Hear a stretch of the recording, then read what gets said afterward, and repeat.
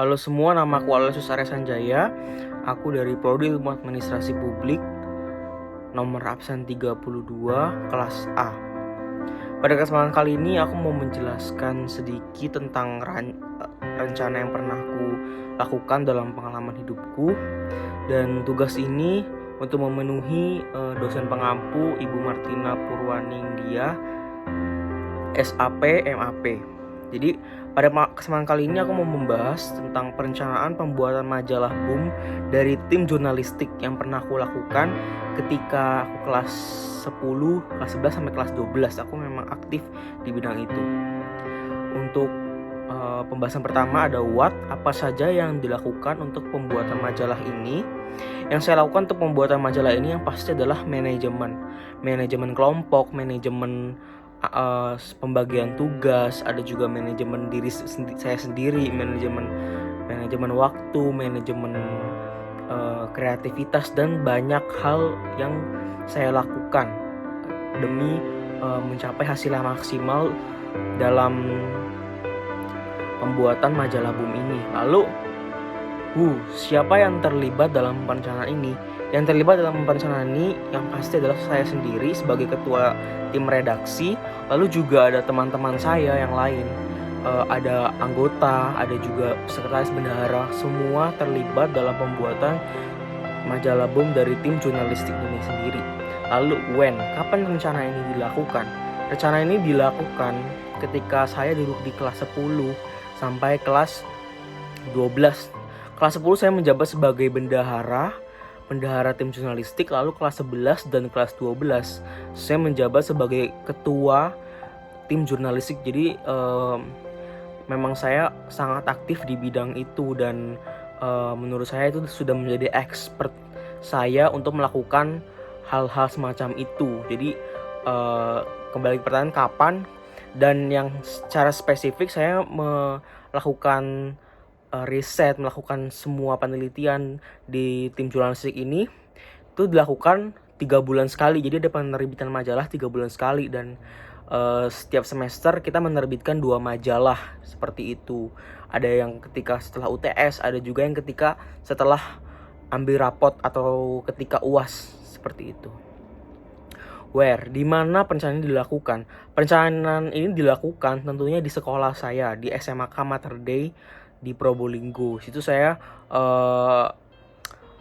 banyak melakukan hal-hal yang berkaitan dengan jurnalistik. Selain menjadi ketua redaksi, saya juga sering mewakilkan sekolah untuk melakukan seminar atau juga kegiatan-kegiatan yang berhubungan dengan literasi atau berhubungan dengan literatur. Dan itu dilakukan di mana? Di balai bahasa, di kantor DPRD, di kantor DPD, di kantor pemerintahan, dan lain sebagainya. Bagaimana perencanaan ini dilakukan? Apakah berhasil atau tidak?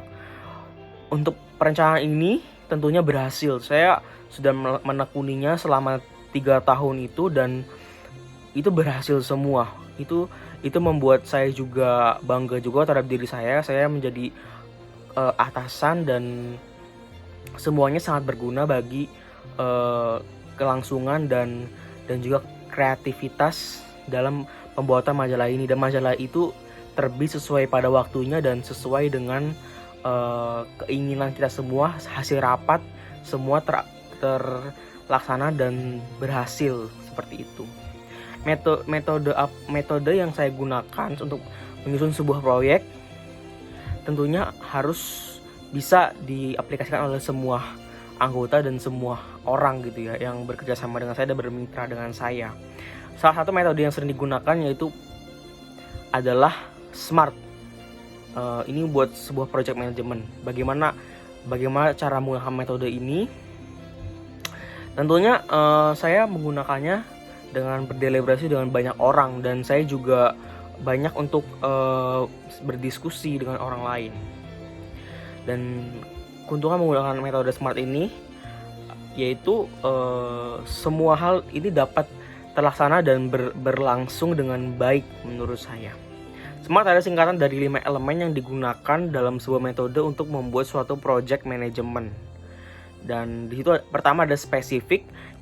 saat menetapkan tujuan untuk proyek, kita pastinya harus memiliki tujuan yang jelas gitu loh, agar kita tidak kesulitan dalam menyusun proyek tersebut. Dan saya itu udah dilakukan dalam penyusunan majalah ini. Tentunya spesifik ini memang hal yang penting karena ini sebagai penentu tujuan kita gitu kan. Lalu juga ada measurable, jadi usaha dalam mencapai target juga membutuhkan sesuatu yang terukur. Dan sebab besar perkembangan proyek yang aku capai, pencapaian terukur dapat membuat kita tuh akan lebih termotivasi. Dan ini sudah terbukti, sudah saya lakukan dalam perencanaan saya untuk pembuatan majalah di sekolah saya. Lalu juga ada achievable, yang dapat diraih. Selain membutuhkan sesuatu yang dapat diukur, target yang dicapai tentunya juga harus realistis dan bisa dicapai. Dan kita membagi tugas di sini itu memang sesuai dengan kemampuan kita masing-masing. Ada yang mampu di sini, ada yang mampu di bidang ini, ada yang mampu di bidang itu, dan itu pasti akan membantu satu sama lain gitu menurut saya. Dan juga ada relevan. Kemungkinan yang sudah menurut relevan adalah penentuan dari target kita sendiri. Jadi kita perlu menentukan hal-hal yang relevan yang dapat menjadi target kita sendiri. Jadi menjadi bahan refleksi bahwa apakah kita pernah tepat dalam menyelesaikan target tersebut. Lalu juga apakah usaha yang kita lakukan dalam mencapai target dapat diaplikasikan pada lingkungan sosial saat ini, dan itu sudah saya terapkan benar-benar gitu. Lalu juga ada time bound, jangka waktu. Jadi kita harus juga harus melihat waktu juga. Kita harus bisa memperhitungkan semuanya agar keberlangsungan itu dapat berjalan sesuai dengan rencana dan sesuai dengan tujuan kita sendiri gitu. Jika kita semua sudah melakukan metode SMART dalam perencanaan, maka target kita akan semakin lebih spesifik. Contohnya, kita memiliki target untuk menghadiri pertemuan secara spesifik mengenai marketing yang relevan setidaknya 2 kali. Itu bisa disebut sebagai measurable atau achievable, dan sebulan itu secara spesifik dikatakan sebagai time bound. Jadi apakah sudah terperinci targetnya gitu? Itu menjadi sebuah pertanyaan bagi sebuah perencanaan, dan saya merasa sudah melakukan semua metode itu.